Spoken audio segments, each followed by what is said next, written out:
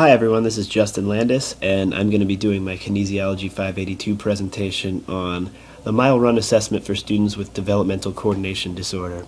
So the Mile Run, it involves a lot of balance, agility, coordination, and endurance as well. And we're going to talk a little bit about the President's Physical Fitness Challenge, some specifics about dyspraxia, also known as developmental coordination disorder, and we're going to learn about ways to adapt this test so that students can achieve more success and run the mile a little bit easier and just complete the overall test more effectively. So let's go ahead and get started with some information on the President's Physical Fitness Challenge. So in 2013, the fitness test, the President's Physical Fitness Test, was changed to the Presidential Youth Fitness Program, which is more of a health-based movement. It's more of, let's focus on a healthy lifestyle for the kids that continues into their life outside the classroom, as opposed to just taking the test and being done. It focuses on professional development for physical educators, health-related fitness assessment, and motivational recognition to empower students to maintain this lifestyle. So if they receive recognition for what they're doing and what they're attempting, even if they're putting forth effort and they're not achieving top percentile, they'll still be motivated to improve themselves. And I clearly remember this as a student myself. They have the Presidential Physical Fitness Award, which students get if they score at or above the 85th percentile of all the activities, which I'll show you in a later slide. The National Award is for students that score above the 50th percentile, between 50 and 85th, and one that I thought was good is there's a participant award as well. So it's students that participate and they complete the necessary test items, but their scores fall below the 50th percentile in one or more of the activities. So it's great that all students are able to get some sort of recognition for what they do. So here's excuse me. Here's some details on the specifics of the professional development and the assessment that they include in this challenge if the school gets on board or if the school signs up to be a part of it. So the key is making sure that physical education instructors are well versed in terms of how to be inclusive, how to accommodate all students as we do as adaptive physical education professionals. So their goal is to accommodate all students no matter what their age, background, or disability may be. They should have a solid understanding of the components of the fitness protocols for the assessment. And one that I thought was important is appropriate grade level use of health-related fitness assessment, because a lot of students, when you're younger, your agility, balance, and coordination is nowhere near as established as it is when you're, say, in 5th or 6th grade compared to 1st or 2nd grade. So it's it's important to have a knowledge of this, and it's important to stress goal setting to these kids as well, so they know where they are, they know where they want to be, and they have a plan of action as to how they want to get there, because that'll translate into other aspects of their life as well. For the assessment for this, they use the Fitnessgram assessment protocols and Healthy Fitness Zone standards, as well as the Brockport physical fitness test items. It has instruction on the protocols, which include the purpose of the test, basically the point of the test, what does it measure, why is this something that's being included in this activity, and how the info should be applied as well. The younger grades, it's not all intense, it's not super gung-ho, it's more focus on enjoyment and learning technique as opposed to developing goals. When you're 5-6 years old, you don't want to be thinking about your future goals. You want to think more about having fun and just making it more of a play situation, so that you want to be active later, and eventually the goal setting will come in. It also does not assign grades nor evaluate based on the Fitnessgram scores. It uses it as more of a just a reference point, just something to include that can help with the overall assessment. And it doesn't publicly post or share student scores. And as a student, I remember you knew when your friends got the presidential badge, you knew when they got the national badge or when they didn't get a badge. So it's interesting that they don't publicly post or share the student scores in this scenario here. So this is the 85th percentile here. As you can see, some of the activities are included, and it's for both boys and girls. So it has It has the curl-ups or partial curl-ups, the shuttle run, the V-sit and reach, the mile run, and as well as the pull-ups, and possibly a distance option as well. So for the mile run, you can see as they get older, for the boys, the time decreases as they get older, between the ages of 6 and 17. For the girls, 14 seems to be the peak age. So that's when the mile time would be at the highest for girls in terms of their physical development. So in order to achieve the presidential award, you would have to get it at this score or better than this score here. And you can see what the requirements are for some of the other aspects of the test as well. But the main focus of this presentation, as I mentioned before, is the 1 mile run. So we'll go into a little detail about the actual disorder. So what is dyspraxia, developmental coordination disorder? It's a brain-based condition that makes it hard to plan and coordinate physical movement. So kids that have this disorder, they seem kind of physically awkward, clumsy, out of sync. Their body doesn't really seem like a well-oiled machine, like one moving unit. It's kind of like separate parts trying to work together but struggling to work together. And it goes by names including developmental coordination disorder, motor learning difficulty, motor planning difficulty, and apraxia of speech. So it's pretty all-encompassing, and it can affect the development of skills like walking and jumping. It affects between 6 and 10% of children, with boys being affected more so than girls.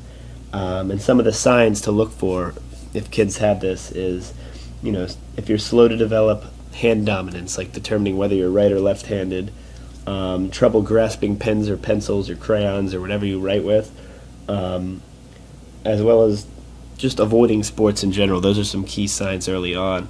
And as you'll see in a video later on, it is important to encourage athletic involvement, because the more kids with this disorder participate and stay active, the more they'll effectively develop their motor skills. So some different types of dyspraxia include idiomotor, ideational, oromotor, and constructional. So idiomotor is hard to complete single-step motor tasks such as combing hair, waving goodbye, things that seem simple but are difficult with this disorder. The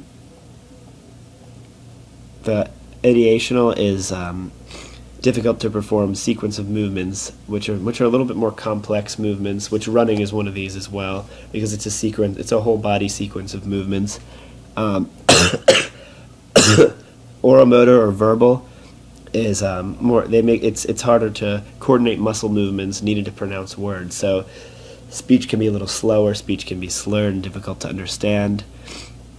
And constructional is more in terms of spatial relationships. So using building blocks, working in groups, being in small areas, copying geometric drawings, as it mentions on here as well. So those are the different types, and based on what the mile run comprises, the second one down, ideational, is more of what's included here. That's more of the specific type of dyspraxia that will be addressed.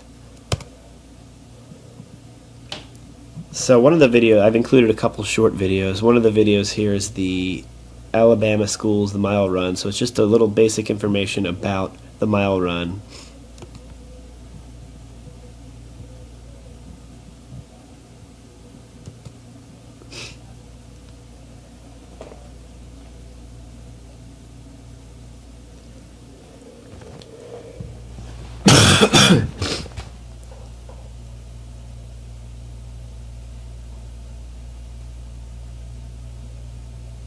The objective of the 1 mile run-walk test is to measure aerobic cardiovascular endurance. Students should strive to finish the distance in the least amount of time possible. Setting a goal before the test can help motivate the student. Walking is permitted, and students who choose to walk should not be treated as inferior to other students. However, it is more effective to move at a faster pace while completing the test. It's also important to encourage the students as well as to help them pace themselves by calling out their times at certain points during the test. All students should warm up before performing the 1-mile run-walk test. A 10 to 15 minute light dynamic warm-up is recommended, such as walking, slow jogging, jumping jacks, or skipping.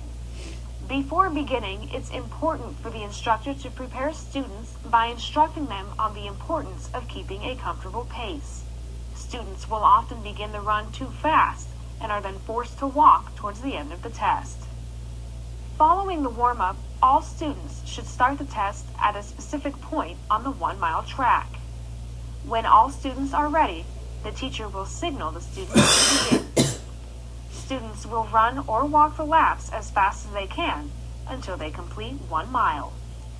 As soon as the student crosses the finish line, their time should be recorded by the teacher or another student. When testing larger groups, it's recommended that students be assigned a partner to count laps and prevent recording errors. The partner should count the tester's laps as well as record his or her time on the score sheet provided by the teacher. The mile run time is recorded in minutes and seconds. If students do not complete the 1-mile test or adequate effort is not put forth to complete the 1-mile test, then students are given a score of NC. Because of the difficulty some students may have counting laps in grades 2 and 3, an adult or older student should be utilized to count completed laps.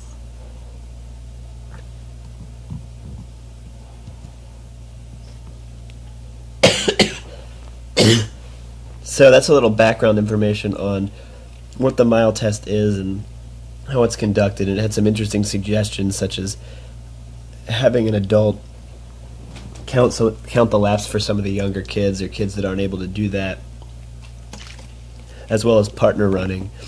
So how would dyspraxia, how would this sort of motor deficiency affect mile performance?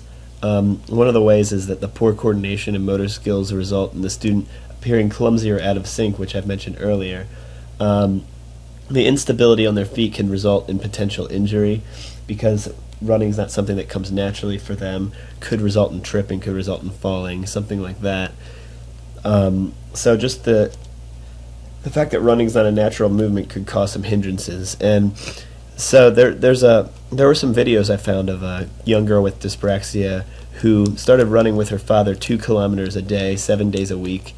And she's seen great improvement in her running, but you can tell by the video, you can tell how this disorder affects certain kids. So we'll go ahead and watch that. It's pretty quick. I'll just show a quick little clip here, and then we'll move on.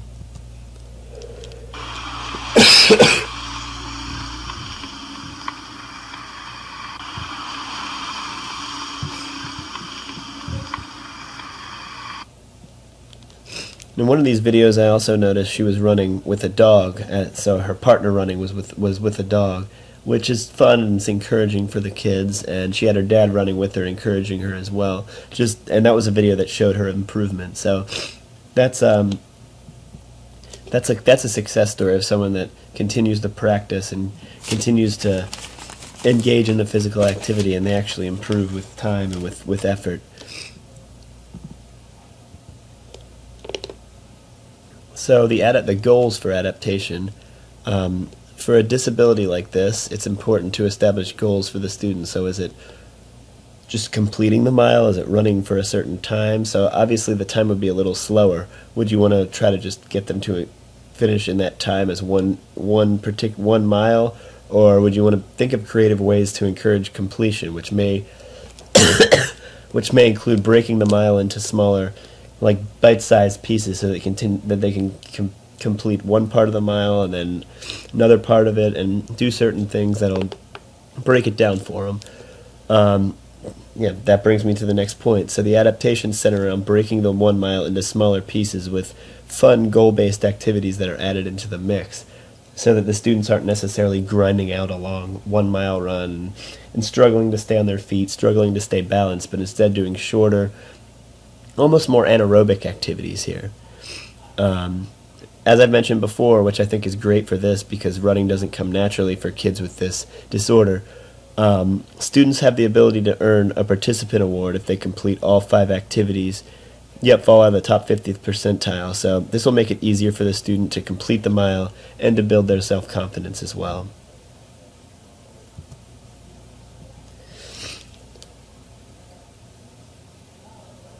So some potential adaptations here, which are good for this disability, include having smaller targets such as cones every 100 yards that children can run to and touch them and then rest and then run to the next cone.